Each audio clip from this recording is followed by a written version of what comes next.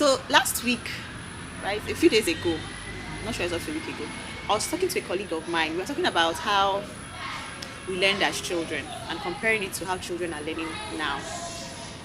And I told her that as a child, the sign for me that I have understood what I read or what was taught was I had to retell it in my own words. And when I retell the story or when I retell what I have read, somehow it doesn't leave my mind. I'm able to retain it better. So I can start retelling what I have learned from my notes or from my textbook or from my key points. I may fumble a few times. I'll have to refer back to my notes again, right? But by the time I can tell without fumbling, without stumbling, without missing important points, then I know that that lesson is solidified in my brain. And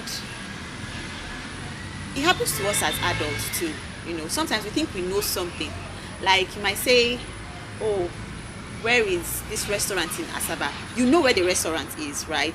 You have a picture of where it is. But when you have to explain where it is, you now find out that your information about that restaurant was very casual. You can't even give the landmarks around that restaurant because you don't truly, maybe you haven't even been there before, or you haven't truly taken note of the places around that restaurant, right? But by the time you know it well, by the time you really know that restaurant well, know the places that's around that restaurant, and someone tells you, please, can you describe that restaurant? Off the bat, you just describe it seamlessly, right? It also happens in education. And that process of retelling what you know to someone else and retelling it well in your own words is called narration. It's actually an educational concept. It's a learning tool, and it's a strong learning tool that is still relevant now, right? It was relevant in my time. Like at that time, I didn't even know what I was doing was science. Like I didn't know it was a learning tool, but I just found out that it helped me a lot. And I think it's still relevant now because I still have children in our school environment that are using narration as a way to revise and to solidify the knowledge that they have, right? To solidify their learning. And I think it should be encouraged, it should be encouraged across ways because it's so helpful. There is an education philosophy that says what you know, you can tell. What you don't know, you can't tell. So the idea is that when you have gone through a lesson, for instance, you have read David and Goliath with your children during CRS classroom, your children should be able to retell the stories in their own words, right? Until they don't miss out any important points.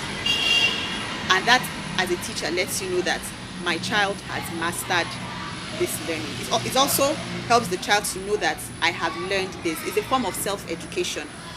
And basically, this video is to let you know that it's something you should practice with your children. It's very, very important. It's very, very useful.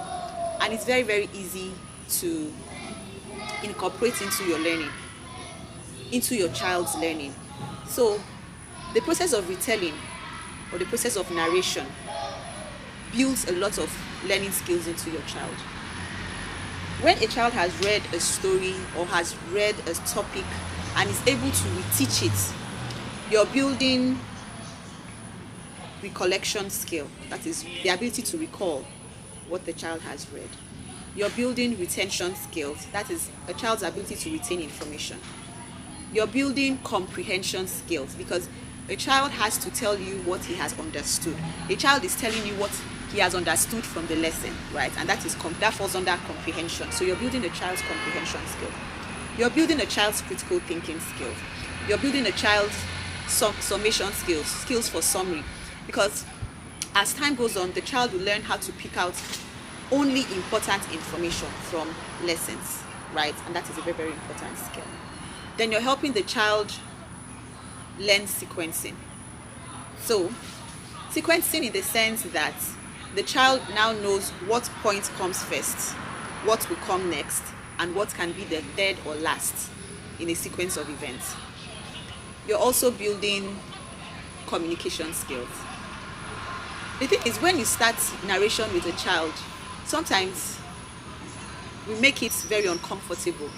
But the goal for narration is to help the child self-educate. That means the child is learning how to learn on her own, or how to learn on his own, even in the absence of a teacher.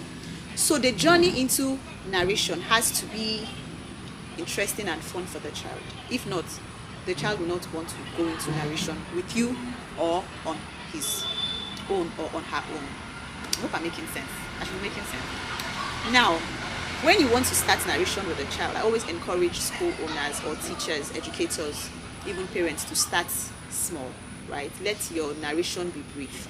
You can start from one paragraph, allow the child to read a paragraph or two, and then narrate, retell what he has read, summarize what he has read, and then you can keep increasing the length of the passages or sections or chapters the child is reading. As you're increasing the length, the child's narration is also increasing, right? So you start small.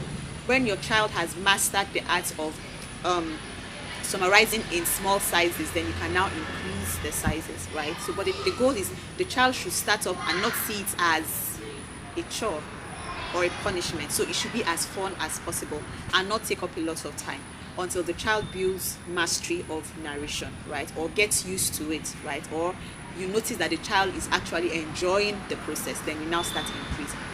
As much as possible, don't interrupt children when they are narrating.